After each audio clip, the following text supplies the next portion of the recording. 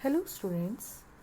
Previous video में हमने जाना कि किताबें, संगीत कैसे बालक के विकास को प्रभावित करते हैं। आज हम यूनिट 2 और यूनिट 3 में के बहुत ही इंटरेस्टिंग टॉपिक खेल को कवर करेंगे और उसके सारे कंटेंट्स डिस्कस करेंगे। तो सबसे पहले हम स्टार्ट करते हैं कि खेल क्या है। बच्चों, हम सभी ने बच्चों को खेलते हुए देखा है, खेला है, फिर भी हम खेल की परिभाषा बड़ी मुश्किल से ही कर पाते हैं। 4 महीने के शिशु को आप देखते होंगे कि वो पैर मार रहा है, हाथ फेंक रहा है, किसी नाचती गुड़िया या खिलौने को देखकर खुशी से किलकारी लगा रहा है। ये सब आम सी बातें हैं। एक 1.5 साल का बच्चा अपनी माँ की बगल में बैठकर तो थालियों और चम्मच को बजाते भी देखा जा सकता है।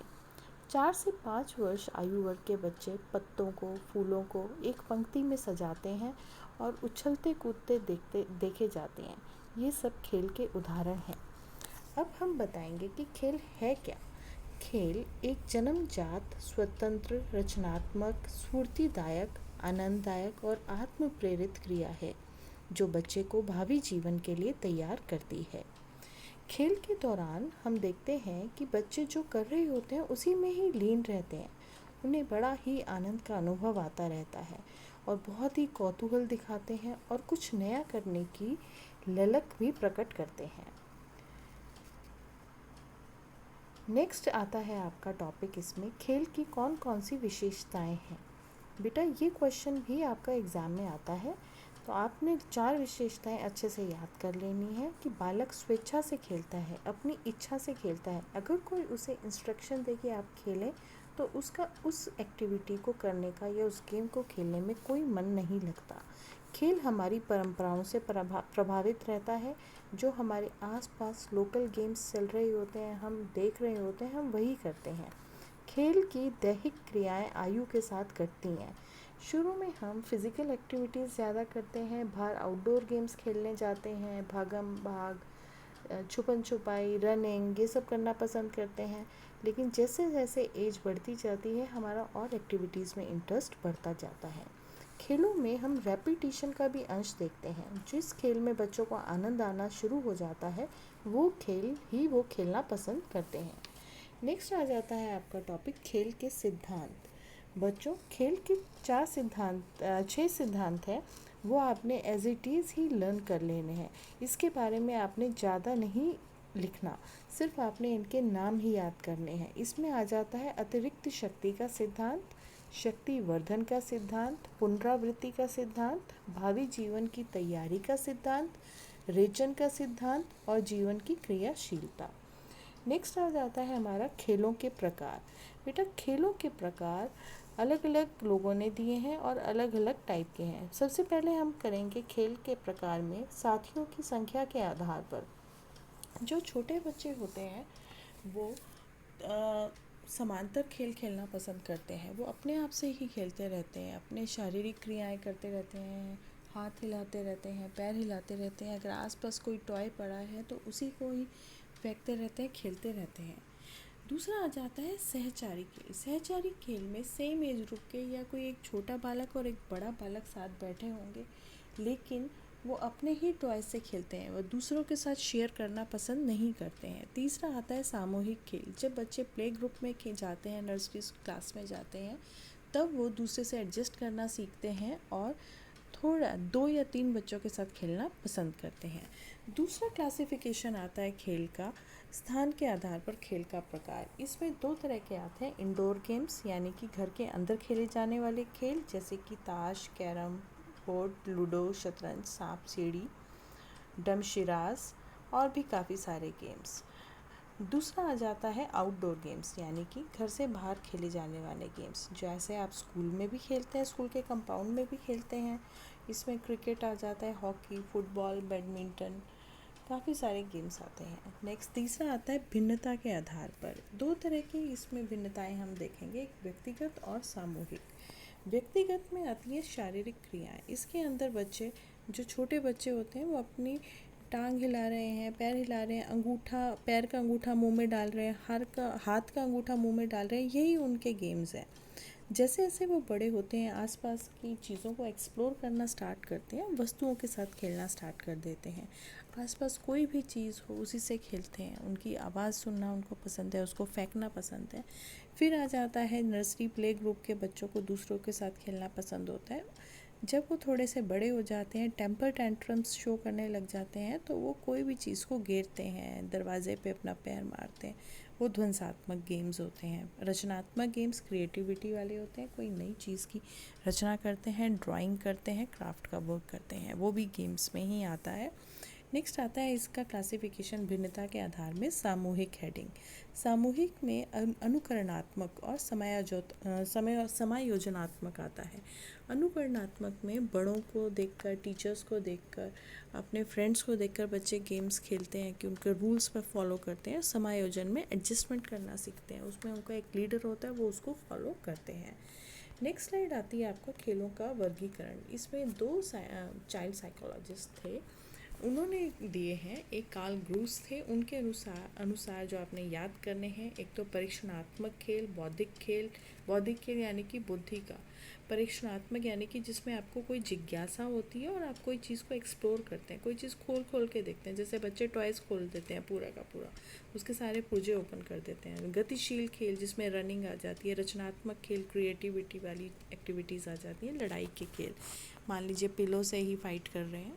दूसरा, हरलॉक के अनुसार स्वप्रेरित यानी कि अपने आप खेलना पसंद है। अगर कोई उन्हें बोले कि आपको ये गेम खेलना है, वो उनको पसंद नहीं है। तो स्वप्रेरित खेल, कल्पनात्मक खेल जिसमें वो टीचर बन जाते हैं और बाकी बच्चों को स्टूडेंट्स बना देते हैं, कुछ भी एक्टिविटीज़ करते हैं। रचनात्मक खेल में अगेन कोई बिल्डिंग ब्लॉक्स का गेम हो सकता है, जिगसॉ पजल हो सकता है। क्रीड़ाएँ, दूसरी क्रीड़ाएँ भी हो सकती हैं, स्विमिंग भी इसमें आ सकता है। नेक्स्ट आ जाता है कि खेल का क्या महत्व है। बच्चों, खेल में सबसे पहले हम इसमें अलग अलग फैक्टर्स लेते जाएंगे, अलग अलग डेवलपमेंट्स के साथ इसको एसोसिएट करेंगे, जोड़ के देखेंगे। सबसे पहले आता है आपका शारीरिक विकास। जब बच्चे खेलते हैं तो उनकी मसल्स की एक्सरसाइज होती है, उनके अंगों का व्यायाम होता है और शरीर में नियंत्रण की दक्षता आती है। आप देखिएगा कोई भी बच्चे एक्टिविटीज़ करते हैं स्कूल में भी, जब उनको इंट्रोड्यूस कराते हैं, लिखने से पहले उनको आई हैंड कोऑर्डिनेशन की एक्टिविटीज़ कराई जाती हैं। ऐसे गेम्स कराए जाते हैं कि उनकी आँखों के और हाथों की मसल्स की दक्षता बढ़े, उनकी लेग्स की मसल्स, मांसपेशियाँ स्ट्रांग हो। दूसरा आ जाता है सामाजिक विकास।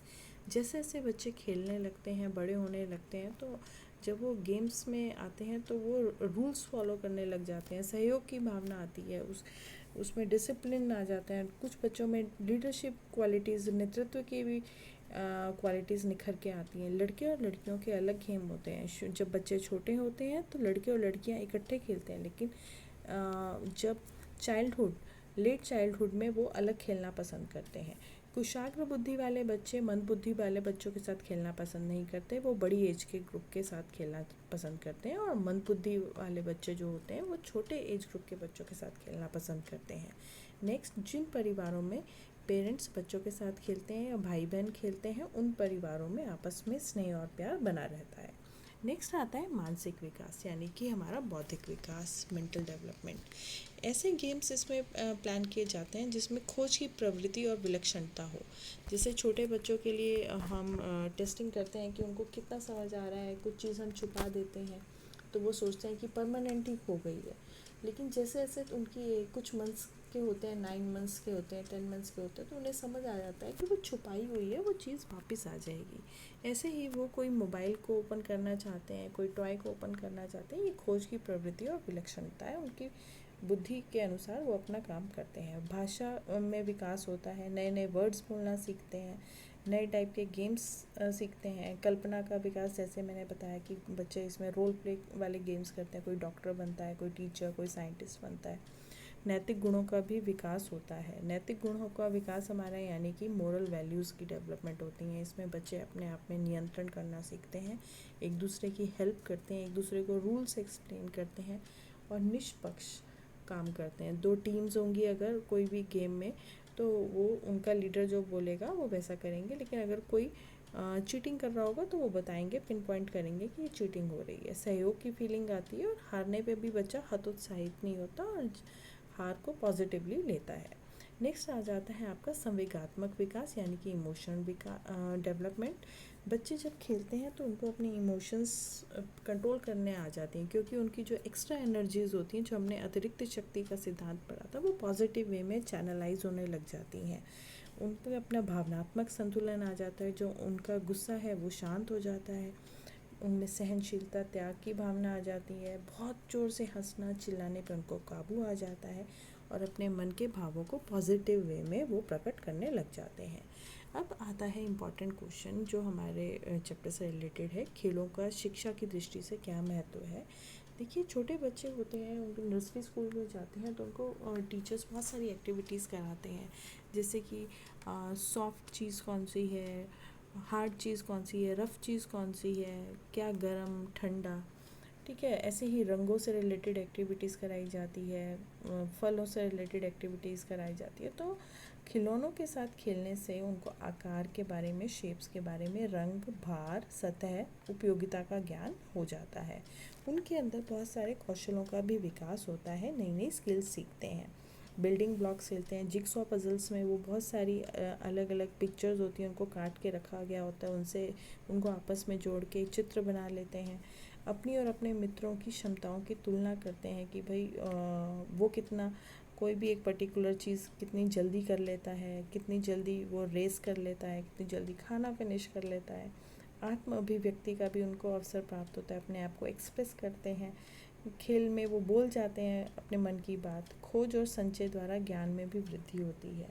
जब बच्चे कोई चीज़ गुम हो जाती है, उसको ढूंढते हैं, तो अलग अलग वो क्लूज़ लेते हैं कि कहाँ पे हो सकती है, पिछली बार कहाँ रखी गई थी, कहाँ गुम हुई होगी, किसने उठाया होगा, ऐसे बहुत सारे क्लूज़ लेते हैं, उनके ज्ञान में वृद्धि होती है। नेक्स्ट, बच्चों की रुचि और योग्यता का खेलों के द्वारा टीचर्स को और पेरेंट्स को ज्ञान हो जाता है। नेक्स्ट आ जाता है, खेलों को कौन कौन से तत्व प्रभावित करते हैं। बच्चों, खेलों को आपने, ये बहुत इंपॉर्टेंट क्वेश्चन है, ये आ सकता है और बहुत इजी भी, आपको इनके मेन पॉइंट्स याद करने और 2 लाइंस ही लिखनी होती हैं इनमें। शारीरिक स्वास्थ्य, जो हेल्दी चाइल्ड होगा उसको खेलना पसंद होगा, जो वीक होगा वो खेल में जल्दी थक जाएगा। दूसरा, ऋतु, हम गर्मी के मौसम में शाम को जाते हैं, दोपहर को नहीं जाते हैं, और ठंड के, बहुत ठंड होती है तब भी बच्चे बाहर खेलने नहीं जाते, वो इंडोर गेम्स खेलते हैं। वातावरण का प्रभाव आ जाता है, अभी बीच में पॉल्यूशन जब हुआ था तब भी बच्चे बाहर खेलने नहीं अलाउड थे। क्रियात्मक विकास, क्रिया वाली एक्टिविटीज़ पसंद होती हैं कईयों को, और कईयों को इंडोर गेम्स पसंद होते हैं। लिंग भेद, बॉयज़ और गर्ल्स के अलग गेम्स होते हैं। बौद्धिक क्षमता, अभी हमने डिस्कस किया था, मंदबुद्धि बालक के गेम्स और बुद्धिमान बालक के गेम्स। अवकाश की मात्रा, जब बच्चे स्कूल से जाते हैं तो उनको रेस्ट की ज़रूरत होती है, उसके बाद ही वो खेलना पसंद करते हैं। सामाजिक आर्थिक स्तर, सामाजिक आर्थिक स्तर भी खेलों को प्रभावित करता है। जिस क्षेत्र में आप रहते हैं वहाँ के लोकल गेम्स ही हम खेलना पसंद करते हैं। आजकल अमीर घरानों के बच्चे जिनको सब फैसिलिटीज़ मिलती है, वो कंप्यूटर पे खेलना पसंद करते हैं, इसलिए उनके शारीरिक भार बढ़ता जा रहा है। खेल संबंधी उपकरण भी आ गए हैं, वो भी प्रभावित करते हैं। पबजी वगैरह आपने सुने ही होंगे। परंपराएं, हमारी हमारी जो परंपराएं हैं वो भी हमें प्रभावित करती हैं। नेक्स्ट आ जाता है लोकल खिलौने। इंडिजिनस गेम्स काफ़ी सस्ते होते हैं, जो लकड़ी के बने होते हैं या हम पत्थर से ही बना लेते हैं, कंचे से खेलते हैं, गुल्ली डंडा खेलते हैं, वो हमारी परंपरागत खिलौने हैं। नेक्स्ट आ जाता है खेल सामग्री का या खिलौनों का चुनाव हमने कैसे करना चाहिए। ये ज़रूर आता है एग्ज़ाम में बेटा। इसमें हम आयु वर्ग के अकॉर्डिंग अपने खिलौने लेंगे। ये नहीं कि छोटा बच्चा है और उसको हम जिक्सॉ पजल्स दे देंगे, बिल्कुल छोटा बच्चा है, या हम रंगदार लेंगे, कलरफुल होने चाहिए जितने भी टॉयज़ होते हैं, लेकिन कलर ऐसा नहीं होना चाहिए जिसको पानी में डालने से या छोटा बच्चा जब मुंह में ले लेता है तो वो कलर निकल जाए। गुड क्वालिटी का होना चाहिए, गुणवत्ता अच्छी होनी चाहिए। एजुकेशनल, शिक्षात्मक होना चाहिए, जैसे कि जब अर्ली चाइल्डहुड होता है, यानी कि आपका 5 to 6 ईयर्स से स्टार्ट होता है, 8 ईयर्स तक होता है, तो बच्चों को शिक्षात्मक टॉयज़ देने चाहिए जिसमें उनका ज्ञानवर्धन हो। सफाई में आसानी होनी चाहिए, कॉम्प्लिकेटेड नहीं होनी चाहिए, छोटे छोटे पार्ट्स नहीं होने चाहिए उनके कि बच्चे मुंह में, नाक में कहीं डाल लें। लड़कियों और लड़कियों के खिलौने अलग होने चाहिए, कि होते हैं, खेल सकते हैं वो, लेकिन कोई भी, ठीक है। लड़कों और लड़कियों के खिलौने अलग होते हैं। खिलौने की कीमत भी देखकर हमें ख़रीदनी चाहिए। संभालने का स्थान हमारे पास है तो हमें ख़रीदने चाहिए, नहीं तो हमें आपस में शेयर कर लेना चाहिए। खिलौने ज़्यादा ना खरीदें। नेक्स्ट, खिलौने के प्रकार कौन से होते हैं? रंग बिरंगे खिलौने, कुछ आवाज़ साउंड करने वाले खिलौने होते हैं, चलने वाले खिलौने होते हैं, चाबी से चलने वाले खिलौने, कुछ बैटरी से या बिजली से चलने वाले खिलौने। हमेशा चलने वाले खिलौने नहीं होते, साउंड प्रोड्यूसिंग भी होते हैं, आवाज़ निकालने वाले। बिल्डिंग ब्लॉक्स, जिनसे हम कुछ ना कुछ बिल्डिंग्स बना लेते हैं, कोई एनिमल्स बना लेते हैं। घर के अंदर खेले जाने वाले खेल आपको पता ही हैं कौन से हैं। बाहर खेले जाने वाले खेल, लड़कियों के खिलौने जैसे कि kitchen set, dressing set, doctor set, गुड़िया। घरेलू सामग्री से बने खिलौने जैसे कि कपड़े की गुड़िया आपके घर में बनी होगी, कपड़े की गेंद भी कोई बच्चे स्कूल में कभी कभी लाते हैं, माचिस की डिबिया से बनाए हुए खिलौने और बहुत सारे खिलौने। नेक्स्ट टर्म आती है बहुत ही इम्पॉर्टेंट, खेल चिकित्सा क्या है ना। खेल चिकित्सा की स्थापना जो थी वो 1928 में ओलंपिक खेलों के दौरान की गई थी और ये इनका प्रयोग 3 से 11 साल के बच्चों में किया जाता है और ये चाइल्ड साइकोलॉजिस्ट या सिंपल साइकोलॉजिस्ट जो होते हैं वो करते हैं। जिन बच्चों को कोई प्रॉब्लम होती है वो उनको ऐसी एक्टिविटीज़ देते हैं कि जिसमें वो खेलते हैं और अपने आप को एक्सप्रेस करते हैं। खेलते खेलते अपने मनोभावों को दर्शाते हैं जिससे उनके अनुभव, संवेग, भावनाओं का प्रदर्शन होता है। जब साइकोलॉजिस्ट फाइंड आउट कर लेता है कि क्या प्रॉब्लम है तो उसके अकॉर्डिंग वो उसका ट्रीटमेंट करता है। खेल केंद्र किसे कहते हैं? बेटा ये प्ले ग्रुप्स आ जाएंगे आपके इसमें सारे, जो प्ले स्कूल्स होते हैं, क्रचेज़ होते हैं, डे केयर सेंटर्स होते हैं वो। खेल केंद्र एक खेल कूद का क्लब जैसा ही होता है। ये इससे चाइल्ड ओरिएंटेड होता है, इसमें बच्चा प्रधान होता है। ऐसा स्थान होता है जहाँ पे बच्चों की सुख सुविधाओं की सारी चीज़ें उपलब्ध होती हैं और उनके लिए खिलौने, खेलने का स्थान, रेस्ट करने का स्थान, उनके अकॉर्डिंग छोटे छोटे वॉश बेसिन्स, छोटे छोटे टॉयलेट्स सब बने होते हैं। इसके उद्देश्य क्या होता है? उसका मेन उद्देश्य ये होता है कि वहाँ पे ऐसी एक्टिविटीज़ और क्रियाएं कराई जाती हैं कि जिससे बच्चे का सर्वांगीण विकास हो और बच्चे को सीखने के लिए प्रेरित किया जाता है। नेक्स्ट आ जाता है बालकों के खेल और कार्य में क्या अंतर है। बालकों के खेल और कार्य, आप सबको खेलना पसंद है? यस और नो? यस, ठीक है ना। तो खेलों में स्वतंत्रता होती है जबकि कार्य में समय का बंधन होता है। अब आपका ये जो पीरियड आप स्कूल जाते हैं तो वो कितनी देर का होता है? 40 to 45 मिनट्स का होता है, तो वो बंधन है, मतलब एक टाइम बाउंड एक्टिविटी है। नेक्स्ट, खेल का कोई लक्ष्य नहीं होता। हमेशा हम लक्ष्य वाला गेम नहीं प्लान करते हैं, ठीक है। खेल हम कुछ भी एकदम स्पॉन्टेनियसली कोई भी खेलना शुरू कर देते हैं, जबकि कार्य का लक्ष्य होता है। पूरे खेल के दौरान, पूरी ड्यूरेशन में आनंद की अनुभूति होती है, एक्साइटमेंट होती है। खेल में जिस टाइम आपने खेलने जाना है आप बहुत एक्साइटेड रहते हैं। और कार्य के केस में जब वो कार्य संपन्न हो जाता है तो हमें एक सेंस ऑफ अचीवमेंट की फीलिंग आती है, आनंद की अनुभूति आती है। खेल काल्पनिक होते हैं, इमेजिनरीज होते हैं, उसमें हम परियों की बातें भी कर रहे होते हैं। उसमें हम डॉक्टर सेट के साथ डॉक्टर बने होते हैं, टीचर बने होते हैं, चॉक लेते हैं और बच्चों को होमवर्क देते हैं।